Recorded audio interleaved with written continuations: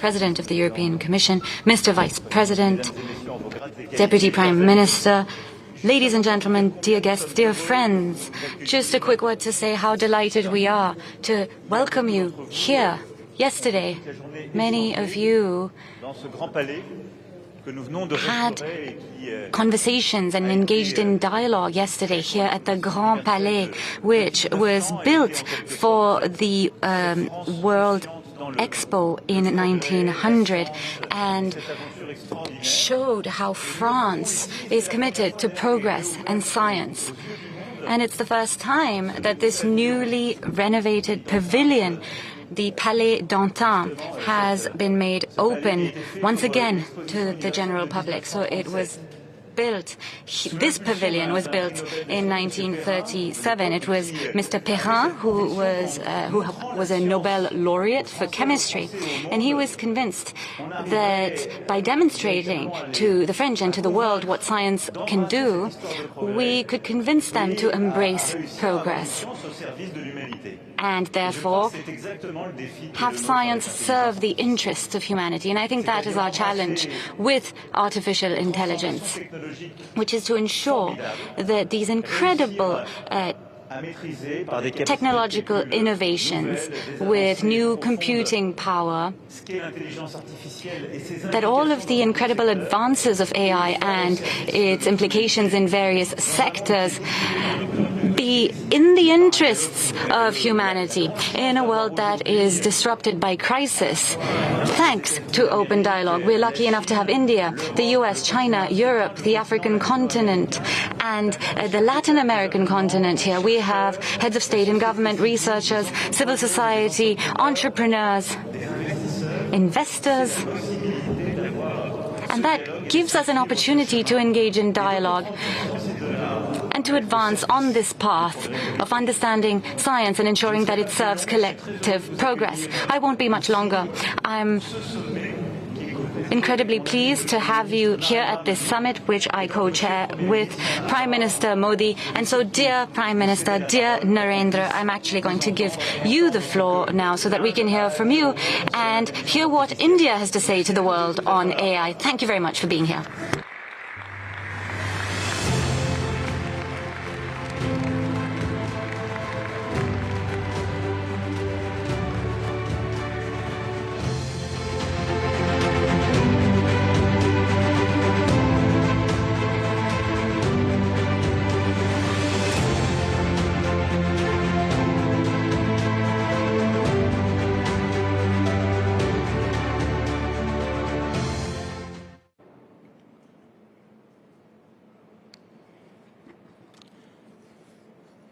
Excellencies, friends,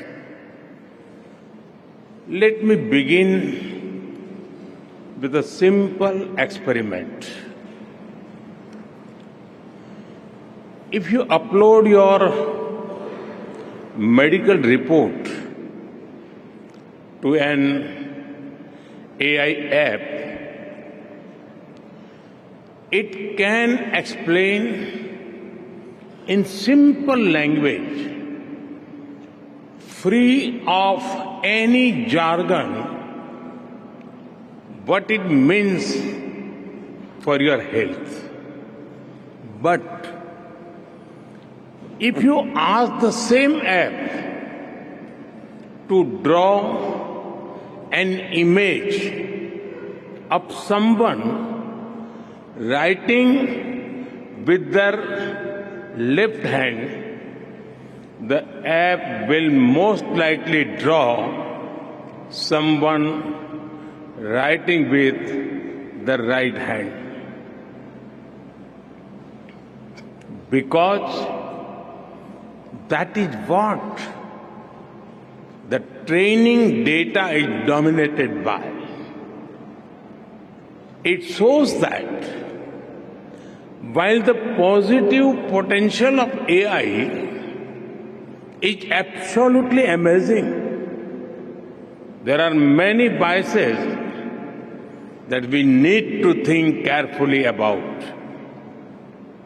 That is why I am grateful to my friend, President Macron, for hosting this summit and for inviting me to co-chair it.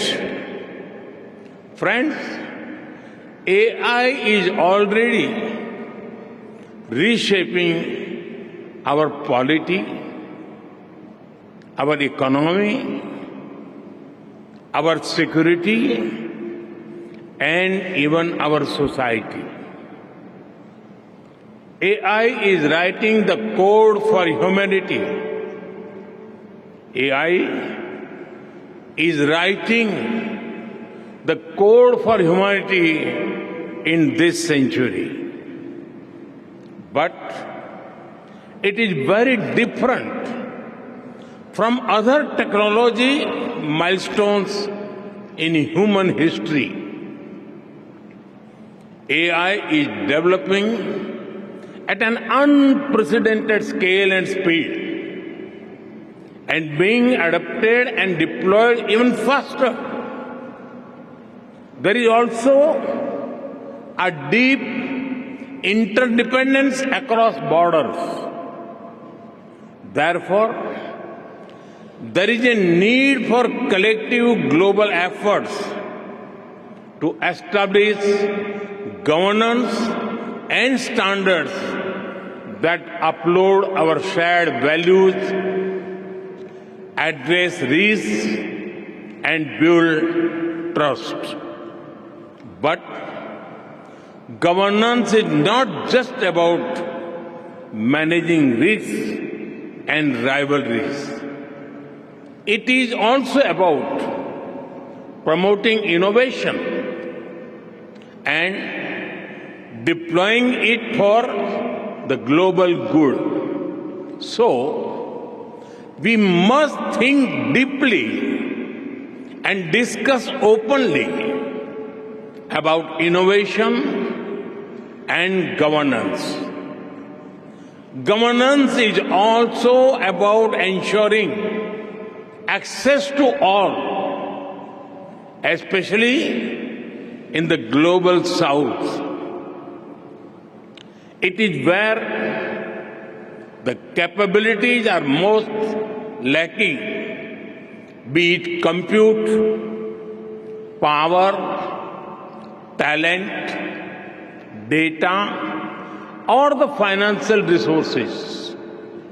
Friends, AI can help transform millions of lives by improving health, education, agriculture, and so much more.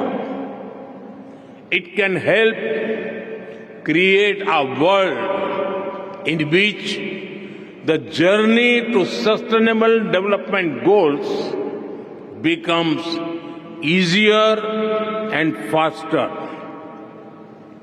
To do this, we must pull together resources and talent.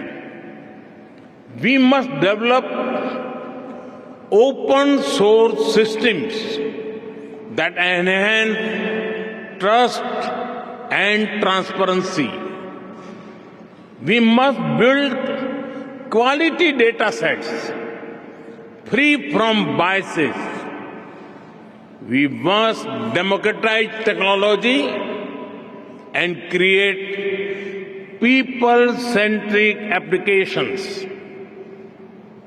We must address concerns related to cybersecurity, disinformation, and deepfakes.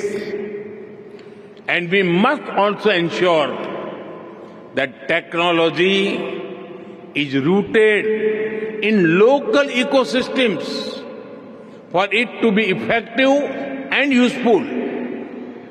Friend, loss of jobs is AI's most feared disruption. But history has shown that work does not disappear due to technology. Its nature changes, and new types of jobs are created. We need to invest in skilling and reskilling our people for an AI-driven future.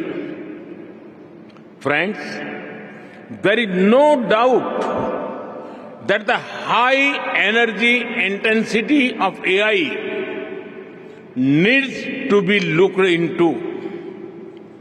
This will require green power to fuel its future.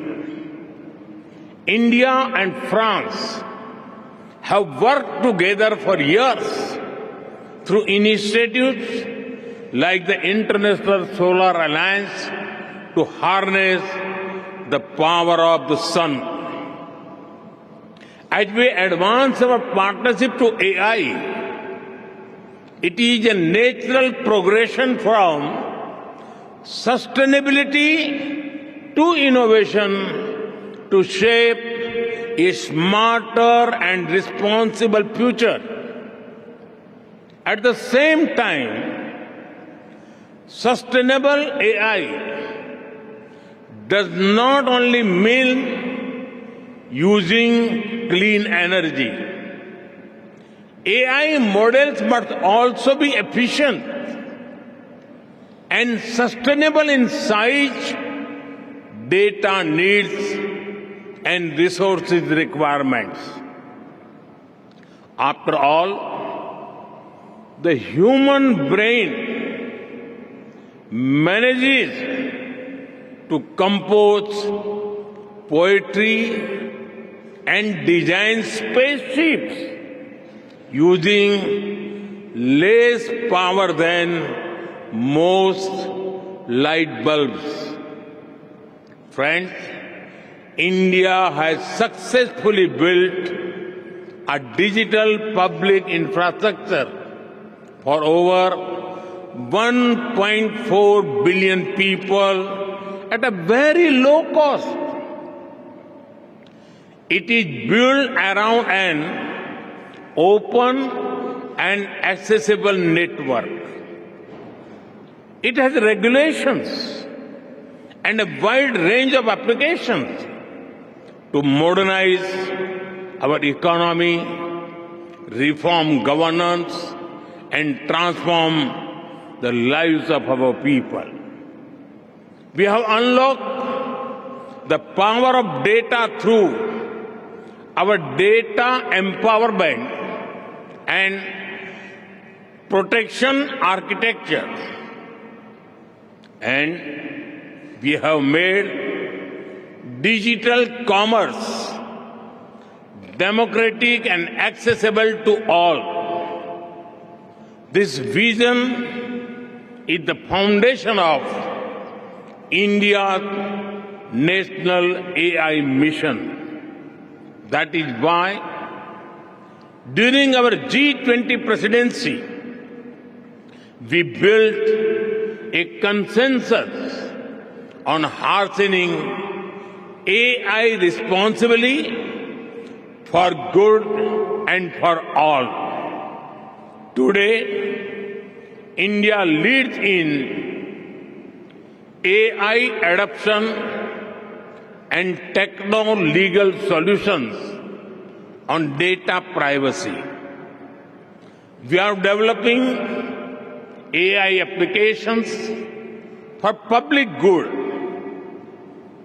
We have one of the world's largest AI talent pools. India is building its own large language model considering our diversity.